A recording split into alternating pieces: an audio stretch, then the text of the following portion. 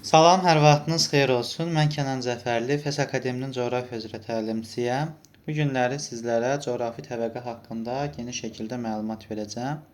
Mövzumuzun izahına keçməmişdən öncə qeyd edeyim ki, artıq buraxılış imtahanlarının vaxtına çox az bir müddət qalıb və buraxılış imtahanlarından sonra sürətli şəkildə qəbul imtahanına hazırlaşmaq lazımdır və bu imtahana hazırlaşmaq üçün surət qruplarına qeydiyyat davam edir. Siz də qeydiyyatdan keçmək istəyirsinizsə 077 598 38 00 nömrələri ilə mütləq şəkildə əlaqə saxlaya bilərsiniz. Biosferdə coğrafi təbəqə anlayışına diqqət edin. Coğrafi təbəqə nədir? Coğrafi təbəqə yerin xarici təbəqələrinin qarşılıqlı əlaqələrinin əhatə etdiyi və mürəkkəb fəaliyyətə malik olan təbii sistemdir. Coğrafi təbəqə əsasən atmosferin alt qatı, litosferin üst qatı və bütövlükdə hidrosferə, biosferi əhatə edəcək. Coğrafi təbəqə ən qədim komponentləri onun səth süxurları, relyefi, temperaturu, yağıntıları, su ehtiyatları və s. bu formada formalaşmışdır. Coğrafi təbəqənin yuxarı sərhəddi ozon qatından aşağıda yerləşir. Yəni buna da diqqət yetirmək lazımdır. Və coğrafi təbəqədə üzvü maddələr, həyatın mövcud olması da onun əsas inkişaf prosesini sürətləndirir. Coğrafi təbəqənin belə deyək də qalınlığı 50-55 kilometrdir. Burada süxurların dövrətmə sxemi təşkil olunur ki, dövrətmə sxemində görək biz burada şəklini vermişikmi? Baxın, süxurların dövrətmə sxemində birinci bu formada maqma gələcək. Yəni yer kürəsində. Daha sonra vulkanizm prosesi baş vermiş olacaq. Daha sonra burada maddələr püskürəcək və maqmatik süxurlar yaranacaq. Sonra çökmə süxurlar yaranacaq bu hissədə. Daha sonra isə süxurlar dəyişərək metamorfik süxurlar əmələ gətirmiş olacaq. Bunlar coğrafi təbəqənin daxilində süxurların öz dövran sistemi olmuş olacaq. Coğrafi təbəqənin inkişafını 3 dənə mərhələyə bölürük biz. Coğrafi təbəqənin inkişafında biogenə qədərki mərhələ, biogen mərhələ və müasir antropogen mərhələ mövcuddur. Biogenə qədərki mərhələ ən uzun mərhələdir və kriptozoy eonunu əhatə etmiş olacaq.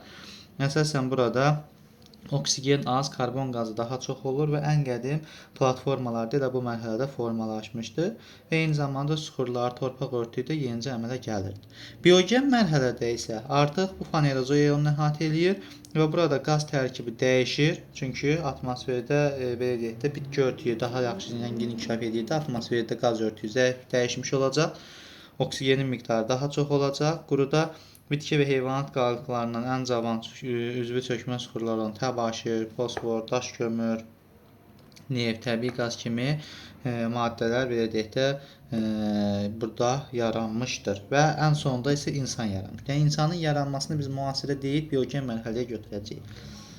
Biogen müasir mərhələdə isə artıq belə deyək də güclü və geniş miqyaslı təsərrüfat fəaliyyəti həyata keçirilir. Eyni zamanda elmi texniki inqilab dövründə uyğun gəlir bu və bu güclü təsərrüfat həyat nəticəsində demək olar ki, dünyada bir çox komponentlər dəyişdirilmiş olacaq. Coğrafi təbəqənin fasiləsiz inkişafını təmin edən əsas mühüm amil onun enerji mənbəyi və onun ümumi maddələrin ümumi dövranıdır. Və enerji mənbəyinə coğrafi yenilikdən asılı olaraq qanuna uyğun dəyişir. Bu günəş enerjisidir və eyni zamanda qismən də yerin daxili enerjisi təsir göstərmiş olacaq. Günəşdən gələn şüalar burada maddələr mübadiləsini həyata keçirmiş olacaq. Yəni belə deyək də coğrafi təbəqənin əsas inkişaf sxemasını, inkişafını onun günəş enerjisi, yerin daxili enerjisi və s. təşkil etmiş olacaq. Coğrafi təbəqədə görürsünüz, burada günəş enerjisi, yağıntılar, okean səthindən buxarlanma və s. hər biri coğrafi elementlərdir və onlar arasında əlaqələrdir və eyni zamanda bayaqlar qeyd etdiyimiz coğrafi təbəqənin inkişaf mərhələsidir. Coğrafi təbəqədə daha sonra biz nəyə diqqət edəcəyik? Onun qanuna uyğunluqlarına diqqət etmiş olacağıq. Onun qanuna uyğunluqları bütövlük, ritmiklik və zonallıqdır. Bunlar haqqında, hərəsi haqqında qısa bir məlumat verək. Bütövlük nədir? Yəni təbii komponentlər arasında qarşılıqlı əlaqədir. Yəni bir komponent dəyişdikdə digər bütün komponentlər dəyişmiş olacaq. Buna deyəcəyik bütövlük və hər hansı bir ərazi üçün səciyyəvi olan təbii sistemdir. Məsələn, tutaq ki, bir meşədir. Meşə ərazisində biz meşəni qırsaq, təbii ki, meşə landşaftı orada məhv olduqda onun daxilində yaşayan canlılar da məhv olmuş olacaq. Görürsünüz, mən bir dənə təbii komponenti dəyişirəm, nəticədə digər təbii komponentlər də məhv olmağa doğru gedəcək orada. Sonra biz dedik ki, nə var?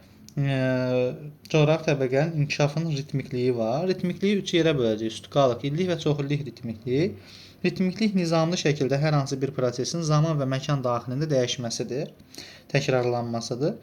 Ritmiklik, stukalıq ritmiklik proseslər yer kürəsinin xəyali oxu ətrafında fırlanması nəticəsində yaranır. Burada fiziki aşınma, gecə-gündüz, şehin düşməsi, dağ-dərə küləkləri, biriz küləkləri və s. bunlar olmuş olacaq.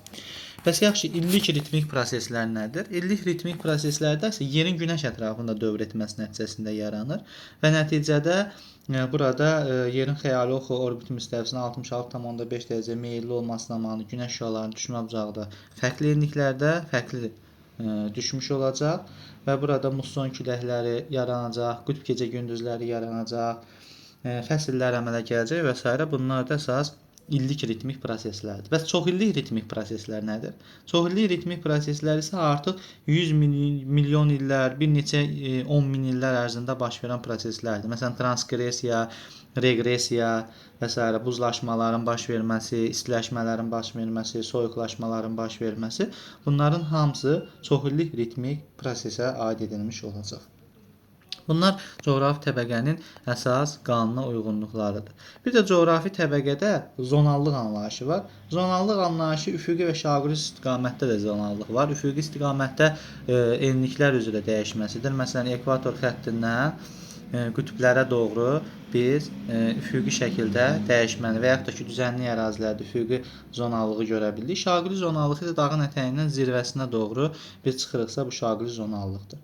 Azonallı amillər var. Bu zonallıq var. Məsələn, zonallıq temperaturun, duzluluğun, sıxlığın və s. bir-birinin rahat şəkildə dəyişməsidir. Azonallıq amillər isə yenə də dağın ətəyinin zirvəsinə doğru temperatur və rütubətlənmə şəraitinin dəyişməsini götürəcək. Yəni, azonallıq amillər yenə dağın ətəyindən zirvəsinə doğru dəyişəcək. Zonallıq amillər isə yenə də ekvatordan qütblərə doğru bir-birini dəyişmiş olacaq. Bu isə bizim əsasən coğrafi təbəqə haqqında olan əsas məlumatlarımızdır. Bunları mütləq şəkildə bilmək lazımdır. Qəbul imtahanında demək olar ki, coğrafi təbəqədən də sual gəlmiş olur. Sağ olun, gələn videolarımızda görüşmək ümidi ilə.